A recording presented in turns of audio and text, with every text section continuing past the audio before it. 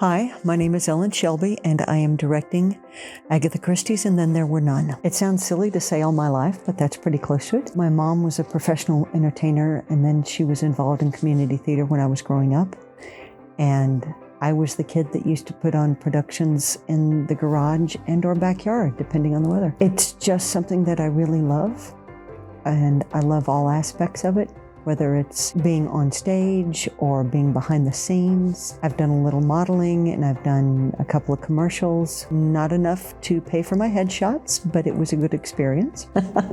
So they kind of told me about that question. Okay. And I said, Command Sergeant Major, which is kind of sneaky because that was my rank when I retired from the Army. And unfortunately for some of my actors, that's kind of the way I direct. I'm not one of those real touchy-feely, you're doing a great job, I love you, keep doing that. It's like, no, fix this, do that. And I'm kind of demanding that way, but after people work with me for a show, they know that my best interest is their performance in the show. So it kind of works out. Oh my gosh, it's been wonderful. So we have historically had problems getting enough people to audition. And literally within 24 hours of our auditions, I had the entire cast filled. And this is a big cast. There are 11 cast members. And, that's frustrating. And when you compete with other community theaters in the area, it's like, But we've got people that have been with Carnegie for years. We have people that have been with Carnegie and have come back to Carnegie.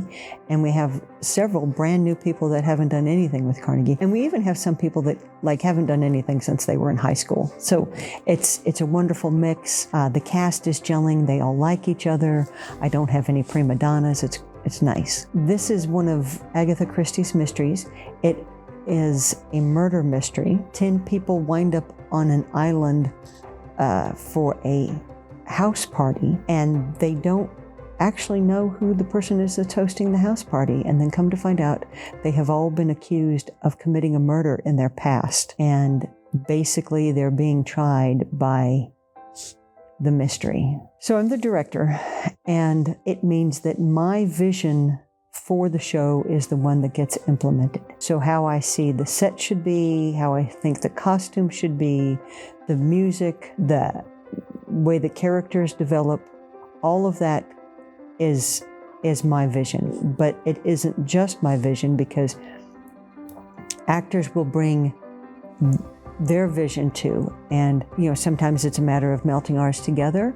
Sometimes it's a matter of tweaking them. And, sometimes it's a matter of, no, I wanted the line delivered this way. I have veto authority. I wanted to just be involved in community theater and act and maybe stage manage occasionally. And instead, this is now my second production to direct for Carnegie. And I enjoy the directing because there's a lot of problem solving that comes with it.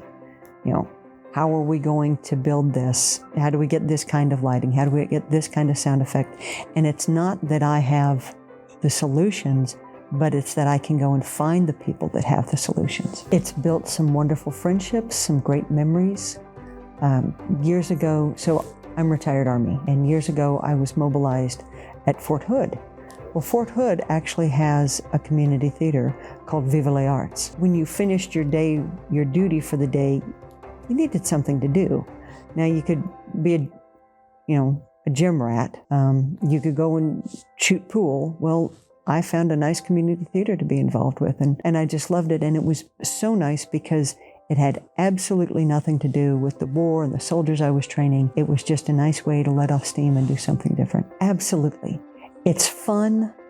It's just a gift of your time that keeps on giving. If you're interested in volunteering and you've never acted before, community theater is the way to find out, is this really what I want to do? It doesn't mean that the first time you audition, you're going to become the lead role. We always need people in community theater, whether it's people up on stage acting or people helping behind the scenes, and everyone has some sort of talent that can be used in community theater.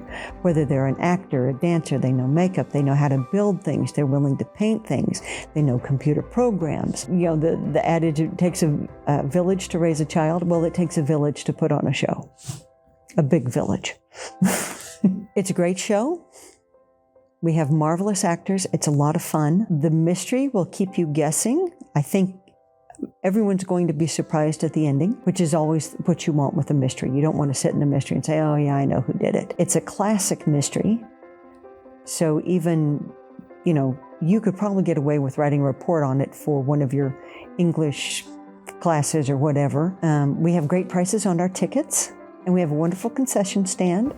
And if you have never been to see a live play, this is something you need to do. You need to expand your horizons. We all need to do things we've never done before. It's a safe place for people to come and be with like-minded and completely not like-minded people. So you can have a person who's left-leaning in their politics working side by side with someone who's right-leaning in their politics, and yet they come together in friendship because the most important thing is to put on the show. Greater Cleburne Carnegie Players is proud to present Agatha Christie's And Then There Were None.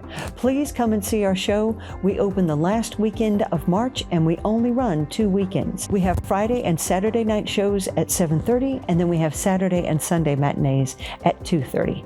Please come and invite all your friends. It's a great show.